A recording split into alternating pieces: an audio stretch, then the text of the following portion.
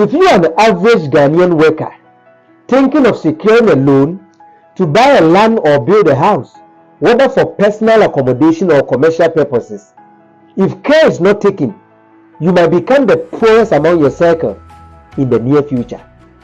And I want you to pay very close attention to this analysis. You see, to be successful and to live an impactful life, there are two financial instruments you must have and sustain them. And those financial instruments are assets and achievements. Listen very carefully.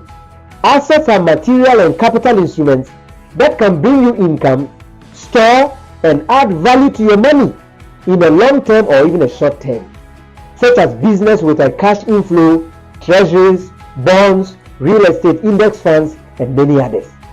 However, achievements are artifacts that can only give you satisfaction and make you count in society, such as having a nice 3-bedroom house for you and your family, a nice car, laptop, can give you a very great satisfaction in society, but will never bring you income or even add value to your money. In the African culture, if you are a young man beginning life, there's a societal responsibility on you to build a house to show that you are becoming successful. And immediately you get a job, you find teachers, nurses, office workers, and all sorts of salary workers rushing for loans to build a house just to gain that recognition that they also own a house. But it all turns out to be a misappropriation of your personal funds. The question is a house or a land an asset or a mere achievement? You see, a land or a house could be an asset for those who have already established their lives, but a serious liability and a mere achievement to the middle and poor working class. Let me explain.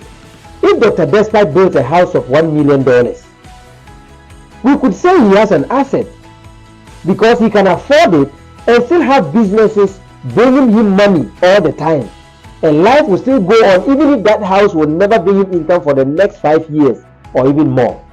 In this case, his house is just storing the value of his money and can even give him profit when he decides to sell it at any time. But let's take you, the salary worker, for instance. You have a net worth of zero, no business, with a huge net debt, small salary coupled with a high cost of living, choking you to near death. Then you decide to go for a loan that will be deducted from your tiny salary, reducing your already suffocating income, adding more pressure to your already dilapidated lifestyle, all in the name of buying a land and building a house you cannot even complete. And that will even just give you an attraction and not any sustainable income.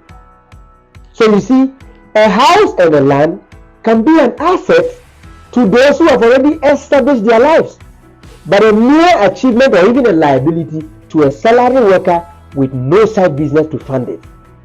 This might be the dumbest mistake you will make in your entire life, and the economy will never forgive you for it. How about building for commercial purposes?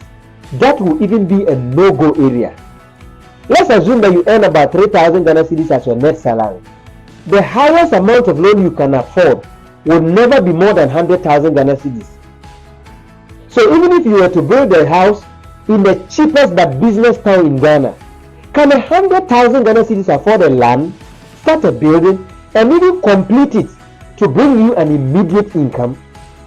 Meanwhile, an average worker in Ghana today may spend about 5 years or more to pay back a loan of 100,000 Ghana cedis. And if you take a look at your age, you may only be able to afford such type of loan maybe only for 4 times before you retire.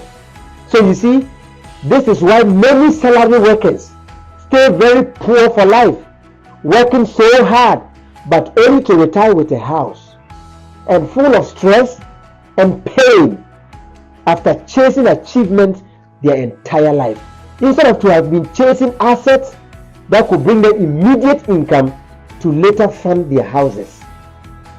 The question is, what should I do in this circumstance? And I want you to listen to this very attentively. As a young man or a young woman starting life with a job, achievements of a house, cars and accolades should never be part of your priorities.